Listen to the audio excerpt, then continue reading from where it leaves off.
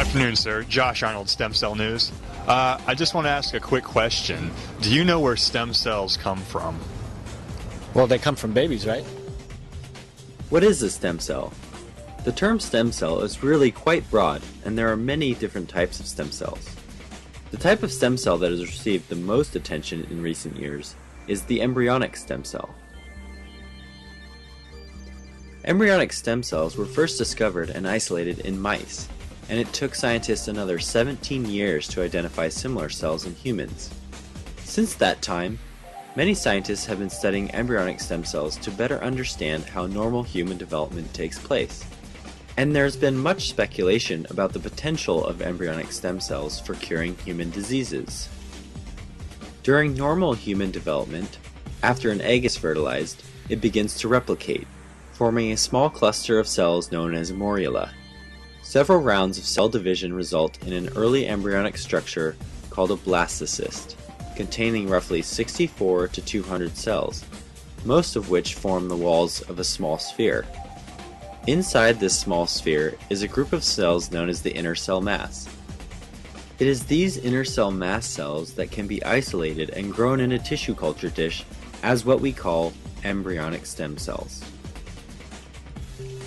But what makes embryonic stem cells so special? We define a stem cell by its two most unique features: self-renewal and pluripotency. Self-renewal refers to the ability of one stem cell to generate more stem cells indefinitely. The other feature, pluripotency, is perhaps the most exciting feature of a stem cell. This means that stem cells are capable of becoming any cell type within the body. Unlike your heart cells or your brain cells, that are destined to be heart or brain cells until they die, stem cells, and especially embryonic stem cells, have the potential to become gut cells, brain cells, heart cells, or any other cell type in your body. This process of becoming a certain cell type is known as differentiation. In a developing embryo, self-renewal and pluripotency are critical for the formation of a viable organism. In the tissue culture dish, self-renewal and pluripotency are the features that we study and exploit when using stem cells to understand normal development and as we think about using stem cells to treat disease. Just wanted to ask you a basic question about stem cells. Okay. Can you tell me what they're used for? To clone sheep and humans and stuff? Or I look like a scientist? Why are stem cells important? There are three main purposes to using and studying stem cells in the lab. The first is to understand normal development. By studying the development of individual cells without the complexity of an entire embryo, researchers can ask and answer the most basic questions about the requirements for and processes that take place during normal human development.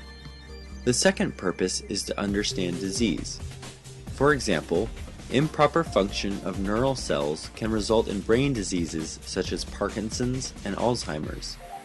It is difficult to study these human diseases in animal models, but the diseases can be modeled at a cellular level in neural cells grown from stem cells, allowing scientists to study the disease process in a controlled environment, rather than in the complex surrounding of the brain. The third purpose of using and studying stem cells is for drug discovery and regenerative medicine. This is considered the future of stem cell biology. Researchers envision that once diseases are carefully modeled and studied using stem cells, drug therapies could be designed, tailored, and tested for their effectiveness at curing a variety of ailments on the exact disease cells they are meant to treat.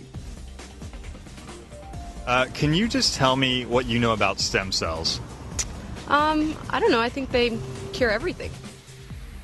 Stem cells may hold this potential, but what is the ideal stem cell to use for curing diseases?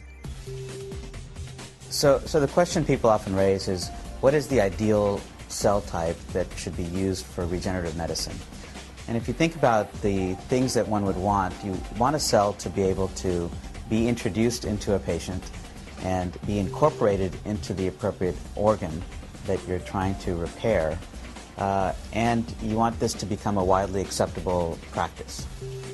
And so that requires that one start with a cell that can turn into any of the 220 12 different cell types of the human body. And so that's what we call a pluripotent stem cell that has the capacity to turn into anything. So that's certainly one thing that we like in the ideal stem cell. The second thing is that just like organ transplants, there's a concern that if you introduced foreign cells into a patient, that the body would recognize those as different and reject them using their immune system. And so a cell that was genetically identical to the patient that we're trying to treat would be ideal. And the third thing that we would obviously love to have in the ideal stem cell is that it be widely acceptable to the public for use.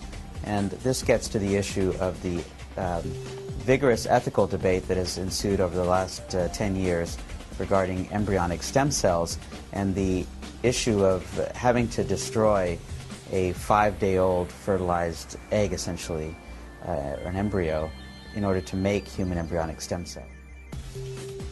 Is there a stem cell type that meets all the criteria of an ideal stem cell? So the recent discovery of what are known as induced pluripotent stem cells, or sometimes called iPS cells, may in fact address many of these considerations regarding the ideal stem cell. Generation of these cells does not require creation of a human embryo. Because we can go directly from an adult skin cell to a stem cell that's pluripotent, it essentially bypasses both the creation of a human embryo and bypasses the ethical issues that have raised so much concern in this country and around the world.